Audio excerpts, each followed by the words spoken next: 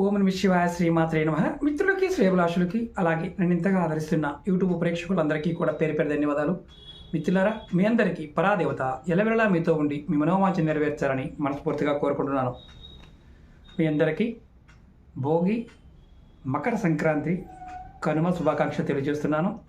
ఈ సంవత్సరం మీ అందరికీ కూడా ఆ పరాదేవత యొక్క అనుగ్రహం చేత మీ మనసులో ఉన్న సమస్త కోరికలు, మీ సమస్యలు అన్నీ కూడా నెరవేరాలి, సమస్యలు తీరిపోవాలి అని మనస్ఫూర్తిగా అమ్మవారిని వేడుకుంటున్నాను. చాలామంది మిత్రులు, గురువుగారు, మనకి సంవత్సరం మారుతున్నప్పుడు మనం చాలా ప్రయోగాలు చేస్తూ ఉంటాము, జాతక పరిశీలన చేసుకుంటూ ఉంటాము. ఎన్ని పరిహారాలు చేసినా జాతకం ఎలా ఉన్నప్పటికీ కూడా నిత్యం మనకి ధనం అనేది వస్తూ ఉండడానికి, అంటే ధనం ఎప్పుడు అయిపోకుండా ఎంత ఖర్చు పెట్టినా సరే ధనం మనకు వస్తూ ఉండడానికి ఏదైనా మార్గం ఉందా అని చాలామంది అడిగారు. కొన్ని తాంత్రిక గ్రంథాల్లో ధనం ఇచ్చే విధానం అనేది ఉంది. పూర్వకాలం నుండి కూడా ధనాన్ని ఎలా ఇవ్వాలి, ఎలా తీసుకోవాలి అనేది ఉంది. దానిలో రకరకాల పద్ధతులని మన వీడియోలో కూడా చెప్పుకున్నాం. ఈరోజు నేను మీరు క్యాష్ రూపంలో, డబ్బు రూపంలో ఇస్తున్నప్పుడు ఎలా ఇవ్వాలి, ఎలా తీసుకోవాలి, ఈ సంవత్సరం మనం ఇలా చేయడం వల్ల కలిగే లాభం చెప్తాను. ఈ ఉపాయం చేయడం వల్ల కలిగే లాభం ఏంటంటే, నిత్యము మీరు ఎంత ధనం ఖర్చు చేసినా ఆ ఖర్చు పెట్టిన ధనం మళ్ళీ మీకు తిరిగి వస్తుంది ఈ ఉపాయం చేయడం వల్ల. అంటే మీరు డబ్బు ఇచ్చే విధానం వల్ల అలా ఉంటుంది. అలాగే చాలామంది క్వశ్చన్లు అడిగారు, గురువుగారు ఈ సంక్రాంతికి గాజుల గురించి చాలామంది చెప్తున్నారు, గాజులు ఇవ్వాలట కదా అని చాలామంది అడగడం జరిగింది. శాస్త్రంలో ఎక్కడా లేదు. అది ఒక నానుడిగానో ఎవరో ఒక వీడియో చేసి ఉంటారు, లేదంటే దాని పాయింట్ ఆఫ్ వ్యూలో వ్యాపారం చేసేవాళ్ళు కూడా కొన్ని ఇలాంటి ప్రచారాలు జరుగుతూ ఉంటాయి. దానివల్ల కూడా ఇలాంటివి వస్తాయి. ఎక్కడ శాస్త్రంలో ఫలానది ఇవ్వాలని ఎక్కడా లేదు. సంక్రాంతి రోజున చేయవలసినది దానము, ధర్మము. పితృదేవతల పాయింట్ ఆఫ్ వ్యూలో, అంటే పెద్దల పాయింట్ ఆఫ్ వ్యూలో వారికి స్వయంపాక దానం ఇవ్వటం కానీ, వారికి ఆ సమయంలో, అంటే మనం ఏదైతే సమయం ఉంటుందో ఆ సమయంలో వారికి ఆహారాన్ని ఇవ్వటం కానీ చేస్తూ ఉండాలి. అలాగే పంటల చేతికి వచ్చే సమయం కాబట్టి అందరి దగ్గర డబ్బులు ఉంటాయి కాబట్టి కొత్త వస్త్రాన్ని కొనుక్కోవడం, అలాగే ఇంట్లో సంబంధించి పిల్లల పాయింట్ ఆఫ్ వ్యూలో కానీ, ఇంకొక వేరే వేరే విషయాల పాయింట్ ఆఫ్ వ్యూలో కానీ మన దగ్గర ఉన్న ధనాన్ని ఇన్వెస్ట్ చేయడం లాంటివి చేయడానికి ఇది ఉపయోగించుకునే సమయం. అంటే మనకి ఉత్తరాయణ కాలం అనేది మొదలవుతుంది అని చెప్పచ్చు. అంటే సంక్రాంతి నుండి మనకి మంచి గొప్ప గొప్ప పనులు చేయడానికి అవకాశాలు ఏర్పడతాయని అర్థం. ఇప్పుడు మనం ఈ వీడియోలో డబ్బు గురించి చెప్పుకుంటున్నాం. ఈ సంక్రాంతి నుండి కూడా మీరు డబ్బు ఖర్చు పెట్టే దగ్గర, ఎందుకంటే చాలామంది బయటికి వెళ్తారు, కోడి పందాలు, రకరకాల ఆటలు ఆడుతారు, ఎంజాయ్ చేస్తారు, ఖర్చు పెడుతూ ఉంటారు. అప్పుడు డబ్బులు ఎలా ఇవ్వాలో కూడా చాలామంది తెలియదు. మీ డబ్బులు ఎంత ఖర్చు చేసినా తిరిగి రావడానికి ఒక పాయింట్ చెప్తాను. మీరు ఉదాహరణకి డబ్బులు ఉన్నాయి, మీరు అందరూ సహజంగా డబ్బులు ఇచ్చినప్పుడు ఇలా ఇస్తుంటారు 2000 మధ్యలో పెట్టి ఇస్తుంటారు. అలా ఇవ్వకూడదు. రెండోది, కొంతమంది డబ్బులు ఇస్తున్నప్పుడు ఇలా ఇస్తుంటారు. ఈ కొనలు వాళ్ళ వైపు ఉంటాయి. అలాగే ఎక్కువ మొత్తంలో ఇచ్చిన కొంతమంది చూడండి, చాలా బాగా వడ్డీ వ్యాపారం చేసేవారు, బాగా డబ్బు సంపాదించిన వారు డబ్బు ఇస్తున్నప్పుడు వాళ్ళు ఇచ్చే విధానం ఎలా ఉంటుందంటే ఇలా ఉంటుంది. చూడండి, కొనలు అనేవి వాళ్ళ వైపు ఉంటాయి, లోపలికి ఉంటాయి. మీరు ఎవరైనా సరే డబ్బులు ఇస్తున్నప్పుడు 2000 మధ్య పెట్టిలో ఇవ్వవద్దు.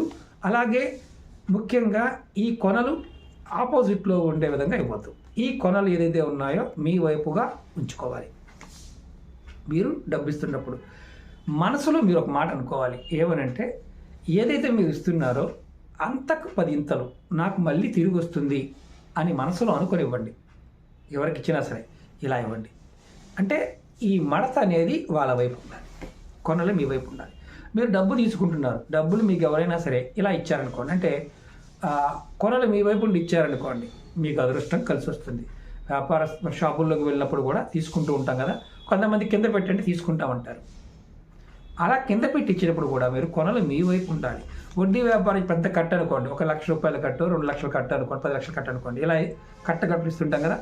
కొనలు అనేవి ఏదైతే ఉంటాయో ఆ ఇద్దరి పక్కన సమానంగా ఉంటాయి. ఇలా మడత పెట్టి ఇచ్చారనుకోండి, ఒక 20,000 10,000 ఇలా మడత పెట్టి ఇచ్చినప్పుడు మాత్రం కొనలు మీ వైపు ఉంచుకోండి. ఎక్కడికైనా బయటికి వెళ్ళినప్పుడు ఏదైనా ఆటలు ఆడుతున్నప్పుడు కూడా మీరు ఇలాగే ఇవ్వండి. దీనివల్ల లక్ష్మి మీకు తిరిగి వస్తుంది. తీసుకునేటప్పుడు కూడా మీరు మనసులో అనుకోండి, నాకు ఏదైతే వస్తుందో దానికి 10 ఇంతలు వస్తుంది, ఇంకా వస్తుంది మనసులో అనుకోండి. అప్పుడు లక్ష్మీదేవి మీకు ఖచ్చితంగా మీకు అంటే వెళ్ళిన ధనం అనేది ఏదో ఒక రూపంలో తిరిగి మీకు వస్తుంది. ఈ సంక్రాంతి నుండి ఈ చిన్న ఉపాయాన్ని ప్రయత్నించేయండి.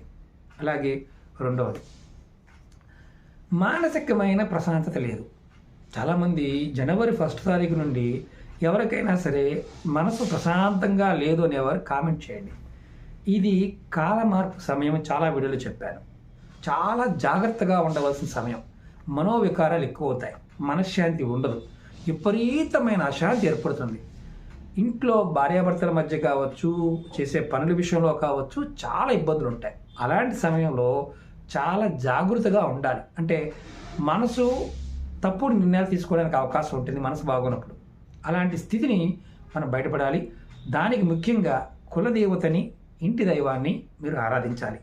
ఈ రెండు మేము చేయలేము గురువు గారు, వేరే అన్ని మతస్థులు అండి మాకు మేము చేయలేమనేవారు, నా పక్కన కనిపిస్తుంది కదా ఇంద్రజాల్, ఇంద్రజాల్ లాంటిది ఫ్రేమ్ చేయించుకుని పెట్టుకోండి. మీకు 100లో 90% విధి విధానంగా పెట్టుకున్నట్లయితే ఖచ్చితంగా ఫలితం ఉంటుంది. ఎందుకంటే ఇంద్రజాలు 100% ప్రూవ్డ్ అనమాట. అంటే ఫలితం వచ్చి తీరుతుంది విధి విధానంగా చేసుకున్నప్పుడు.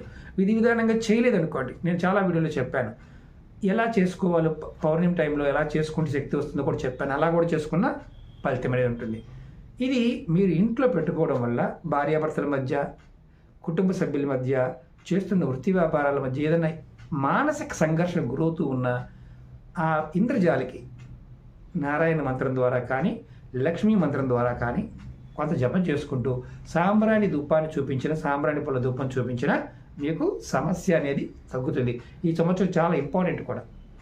అలాగే ఈ సంవత్సరం జరిగే ఇక్కడ నుండి జరిగే ప్రభావాలు మీకు చెప్తాను, ముందుగా చెప్తాను. మనకి ఎప్పుడైనా సరే ప్రకృతి పంచభూతాలు ప్రకోపించినప్పుడు గ్రహస్థితి మన మీద అంటే జాతకం పనిచేయదు. ఈ సంవత్సరం జాతకాల్లో మీకు ఎలా ఉంది అలా ఉందని మీరు పంచాంగంలో చూసుకున్న, వార ఫలాలు నెల ఫలాల్లో చూసుకున్న అవి జరగవు. దానికి కారణం ఏంటంటే కాల మార్పు సమయం. ఈ సమయం ఏంటంటే రాబోయే అంటే ఈ సంవత్సరం మొత్తం 24 నుంచి ఏప్రిల్ నుంచి రాబోయే 25 ఏప్రిల్ వరకు ప్రాకృతిక పరంగా చాలా విపత్తులు చూస్తాం మనం. చాలామంది కొంచెం ఇబ్బందికరమైన పదమైనా కానీ ప్రాకృతికమైన విషయాల వల్ల అంటే పంచభూతాల ప్రకోపాల వల్ల అగ్ని, నీరు, వాయువు, ఆకాశం, భూమి వీటి వల్ల వచ్చే అంటే ప్రాకృతిక విపత్తుల వల్ల కూడా చాలామంది మరణిస్తారు. అలాగే విపరీతంగా ఇప్పుడు మనం చూస్తున్న యుద్ధాలు జరుగుతున్నాయి, విపరీతంగా జరుగుతాయి. కొన్ని చిన్న చిన్న సంఘటనలు కూడా పెద్ద సంఘటనలుగా మారిపోతూ ఉంటాయి. ఇవన్నీ సంవత్సరం జరుగుతూ ఉంటాయి. ఎవరికి ఇబ్బంది కలగకుండా ఉంటుంది అంటే ఎవరైతే దైవనామాన్ని పట్టుకుంటారో వారికి ఎటువంటి ఇబ్బంది రాదు. రెండోది, ఈరోజు నాకు 500 వచ్చాయనుకోండి, నేను ఈశ్వర భావంగా ఇచ్చినందుకు ధన్యవాదాలు చెప్పాలి. ప్రతిరోజు కూడా మీరు ధన్యవాదాలు చెప్పండి. ఇబ్బందులు పడుతున్న వారు ఎవరైతే బాగా మానసిక ఇబ్బంది పడుతున్నారో ఎవరైతే ఉన్నారో వారు ఇంద్రజాలు పెట్టుకోవడం ట్రై చేయండి. నేను అది కూడా రికమెండ్ చేయడం లేదు, కారణం ఏంటంటే ఖరీదైనవి కాబట్టి. రెండోది, ఇంకా మానసిక ప్రశాంతత కలగడం కోసం ఎప్పుడూ కూడా మనసులో మీ ఇష్టదైవ నామాన్ని అనుకుంటూ ఉండండి. ఇలా చేయడం వల్ల కూడా కొంతవరకు ఫలితం ఉంటుంది. అలాగే డబ్బు గురించి ఎందుకు చెప్పాను అంటే మీకు ఇది ఇచ్చేవారు పుచ్చుకునేవారి బాంటాకులు. ఈ సంవత్సరం ఫైనాన్షియల్గా చాలా ఇబ్బందులు వస్తాయి అందరికీ కూడా, ప్రతి వాళ్ళకి, ప్రతి జీవరాశికి. కానీ అంటే డబ్బుతో ముడిపడి ఉన్న ప్రతిదీ కూడా ఇబ్బందిగానే ఉంటుంది. మనం ఇప్పుడు కొంటున్న సరుకులు రాబోయే రోజుల్లో 50% పెరగచ్చు. ఎందుకంటే వాతావరణ మార్పుల వల్ల అలాంటి సంఘటనలు ఎదురవుతాయి. రెండోది, వ్యక్తిగతంగా వృత్తిపరంగా కూడా ఈ సంవత్సరం శుక్రుడి యొక్క ప్రకోపం వల్ల కామవాంఛ పెరిగిపోతుంది, కోరికలు బాగా పెరిగిపోతాయి. దానివల్ల కొన్ని తప్పులు జరుగుతాయి. అలాగే కొన్ని ఆ మానసిక ఒత్తిడి వల్ల భార్యాభర్తల మధ్య కావచ్చు, కుటుంబ సభ్యుల మధ్య కావచ్చు విపరీతమైన గొడవలు జరుగుతాయి. వీటి నుండి బయటపడడానికి కంపల్సరిగా ఇంటి దైవాన్ని, ఇష్టదైవాన్ని, కులదైవాన్ని ఖచ్చితంగా ఆరాధించండి. రెండోది, ఏ పని మీదైనా వెళ్తున్నారనుకోండి, ఆ పని మీద వెళ్తున్నప్పుడు ఖచ్చితంగా మీరు మీ గ్రామ దేవతను తలుచుకుని వెళ్ళండి. ఖచ్చితంగా విజయాన్ని పొందుతారు. అలాగే మీ అందరికి మరొకసారి భోగి, సంక్రాంతి, కనుమ శుభాకాంక్షలు. మీ అందరికీ అమ్మవారి యొక్క అనుగ్రహం చేత మీ మనసులో ఉన్న ప్రతి కోరిక నెరవేరాలని కోరుకుంటున్నాను. అలాగే మీరు ఎవరైతే మానసికంగా బాధపడుతున్నారో మనం చాలా వీడియోలు చేశాను, వీడియోస్ చూడండి.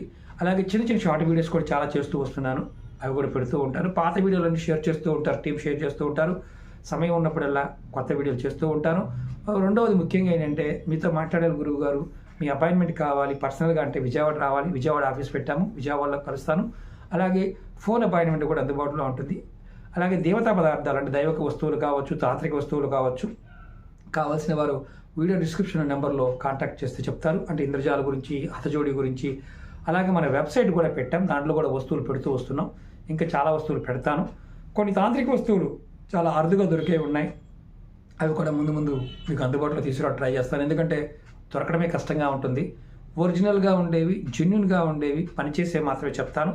అన్ని వస్తువుల గురించి చెప్తాను, మాలల గురించి కూడా చెప్తాను, వీడియోలు చేస్తాను. కానీ ఎందుకంటే కాల్స్ వల్ల వీలు కావడం లేదు, దాన్ని అర్థం చేసుకోండి. అలాగే మీకు ఎవరికైనా సరే ఏదైనా సమస్య ఉన్నప్పుడు ఆ సమస్య మీకు నేను టైటిల్ థంబ్నెయిల్లో కూడా పెడుతూ ఉంటాను, ఆ సమస్య వాళ్ళు మాత్రమే చేయండి. అలాగే ముఖ్యంగా మీకు నేను చెప్పింది అర్థమైతే చేయండి, అర్థం కాకపోతే ప్రయత్నించేమాకండి. అలాగే చాలామందికి బోర్గా ఉన్నా, ఇబ్బందిగా ఉన్నా ఫాలో అవ్వాల్సిన అవసరం లేదు. ఎందుకంటే మీకు ఎవరికైనా సరే సోదిగా ఉన్నా, బోరుగా ఉన్నా మీరు ఈ స్థితిలో లేరని అర్థం. అంటే మీరు ఇలాంటి సింక్రనైజేషన్ అంటే ఇలాంటి ఎనర్జీకి మీరు సూట్ కారని అర్థం. మీరు చూడకుండా ఉంటేనే మంచిది. ఎందుకంటే మానసికంగా మీ సమయాన్ని వృధా చేసుకోకండి. ఓకే మిత్రులారా, ఓం నమః శివాయ, శ్రీమాత్రే నమః.